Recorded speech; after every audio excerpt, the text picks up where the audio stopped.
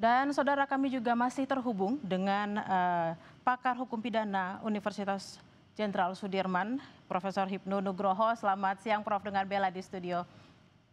Selamat siang Mbak Bella. Prof, tadi jurnalis Kompas TV Nana Tapanggalo mengatakan bahwa yang bisa dicermati dari gelar perkara hari ini adalah dalam kasus pelanggaran etiknya dulu, gelar perkara khusus untuk pelanggaran etik. Apa yang bisa dicermati dari gelar perkara yang memang digelar untuk pelanggaran etik dulu nih, Prof? Ya, pelanggaran etik itu melihat sebagai bentuk tugas pengamanan kepolisian. Apakah sudah sesuai dengan SOP atau tidak? Tugas polisi itu diantaranya adalah sebagai pengayom, pelindung, penolong, penegak hukum, dan sebagainya. Dalam penanganan terhadap unjuk rasa kemarin, apakah penggunaan rantis yang dilakukan itu sudah sesuai dengan SOP atau tidak? Sudah ada suatu tingkat kehati-hatian tidak? Sudah ada dilakukan sebagai bentuk pencegahan tidak? Ini kan gitu. Jadi SOP kalau kita melihat itu luar biasa Polri untuk mengatur ke sana. Sehingga kalau memang ada sesuatu yang dilompati berarti ada pelanggaran etik. Nah, kalau kita melihat sebagai pelanggaran etiknya adalah terkait dengan nabrak. Sekarang pertanyaannya nabrak itu terkait dengan kondisi kendaraan. Kecepatannya berapa? Kalau kita melihat sebagai bentuk situasi unjuk rasa chaos lah, situasi chaos lah. Nah, disinilah saya kira nanti Polri akan menjelaskan. Seharusnya kalau memang itu dilakukan dengan kendaraan mungkin ya kita tidak tahu ya. Kendaraan tes pelan-pelan itu mungkin tidak melanggar. Tapi kan ini kan dalam tanda petik kalau kita melihat kemarin kecepatan.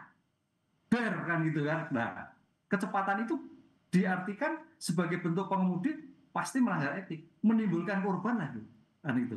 Sudah menimbulkan korban, tidak turun menolong, ya apapun risiko yang terjadi, namanya suatu prajurit harus melakukan suatu pertolongan misalkan seperti itu. Bagaimana tinggal. Tapi malah apa namanya ngegas lagi, meninggalkan korban lah. Ini saya kira sebagai bentuk pertanggungjawaban sebagai pengemudi apapun lah, jangankan seorang Polri, masyarakat pengemudi di jalan pun juga harus bertanggung jawab, berhenti, nggak boleh tabrak lari kan itu. Ini yang saya kira menjadikan tadi Propam menyatakan beratnya itu di situ itu, ya beratnya di situ. Sehingga kalau kita bandingkan dengan kasus-kasus umum itu begitu tabrak kan seperti menolong, mengobati dan sebagainya, tidak lari, kan itulah. Ini yang berat. Oleh karena itu dalam hal seperti itu kayaknya ya melanggar etik, jelas itu.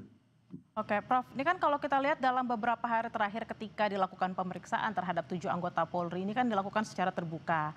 Semua orang bisa melihat videonya sebagai janji dari Kapolri untuk adanya keterbukaan dalam pemeriksaan 7 terduga pelaku ini. Lalu kemudian kita juga mendapatkan informasi kalau gelar perkaranya dilakukan secara tertutup, tapi hasil gelarnya yang akan disampaikan. Nah, kenapa ada perbedaan di sini, Prof? Apakah memang ada sesuatu yang ingin dipilah-pilah untuk disampaikan ke publik karena prosesnya belum selesai atau seperti apa? Ya, memang gelar perkara itu dalam suatu pengungkapan perkara sesuatu yang baru ya. Dalam suatu konteks undang-undang tidak ada. Tapi dalam kebijakan peraturan polisi untuk menyinkronkan, untuk mengungkapkan suatu bukti-bukti, suatu peristiwa relevan, dilakukan suatu gelar perkara. Karena gelar perkara itu semua pihak hadir, tokoh hadir, ahli hadir untuk memberikan masukan dalam suatu penanganan perkara. Sehingga tidak terjadi suatu permasalahan di kemudian hari. Kan gitu. Memang ada dimungkinkan suatu kebijakan. Karena ada perdebatan-perdebatan, bisa juga gelar perkara itu dalam tanda petik tertutup itu suatu perdebatannya yang biasanya kalau menyangkut hal-hal yang sangat rahasia. Tapi sebetulnya kalau tidak, ya sebenarnya tidak perlu kalau kita menginginkan presiden mengatakan semua dibuat transparan, karena ini suatu yang tidak perlu disembunyikan, semua masyarakat Indonesia sudah melihatnya kan itu loh. Oleh karena itu kalau gelar perkara dilakukan tertutup, saya kira mungkin ada suatu kecewaan, mungkin ada suatu penglihatan yang tidak pas. Justru kalau terbuka dengan keadaan yang terjadi, semua tokoh hadir, semua pimpinan hadir, semua komisioner Kompolnas hadir, itu menjadikan suatu keterbukaan yang menjadikan maksud, oh ini loh kepolisian, kan gitu Mbak. Karena ini suatu yang tidak ditutup-tutupi dan pemerintah sudah presiden pun menyatakan seperti itu. Tapi kalau memang kebijakan, mungkin perdebatannya oke, tapi hasilnya tetap harus memberikan suatu gambaran yang jelas kronologis yang jelas sehingga bisa dipahami oleh masyarakat. Nah, gambaran transparansi ini seperti apa, Prof? Apakah memang ketika gelar perkara harus diinformasikan nih ada barang bukti dan lain sebagainya, saksi-saksi juga, ataukah memang hanya menjelaskan terkait dengan tadi yang Prof bilang kronologinya, step by stepnya, siapa yang memberi perintah dan lain sebagainya. Transparan itu setransparan apa?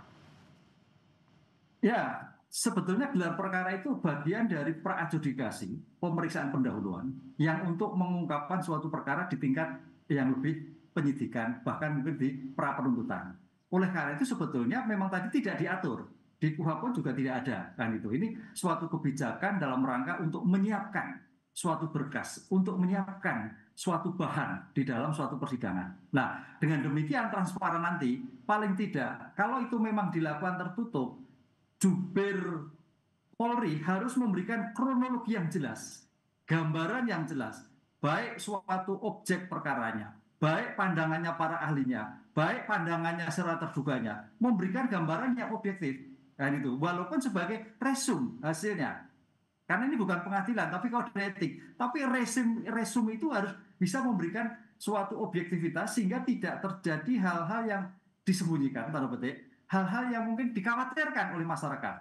Hal inilah yang menjadikan tadi pimpinan Kapolri, Presiden terbuka semuanya. Nah, sebetulnya dalam hal gelar perkara kalau kami sering diundang juga itu tidak ada yang dirahasiakan, semua justru kayak dialog, berdebat untuk menentukan suatu permasalahan. Memang nanti ada misalkan tahap 1, tahap 2. Tahap 1 bisa terbuka semuanya, tahap 2 merumuskan dari suatu gelar perkara untuk sebetulnya perkara ini layak dinaikkan atau tidak. Itu yang kalau kita lihat perkembangan perlu diajak oleh Bapak Kapolri untuk gelar perkara penanganan suatu perkara.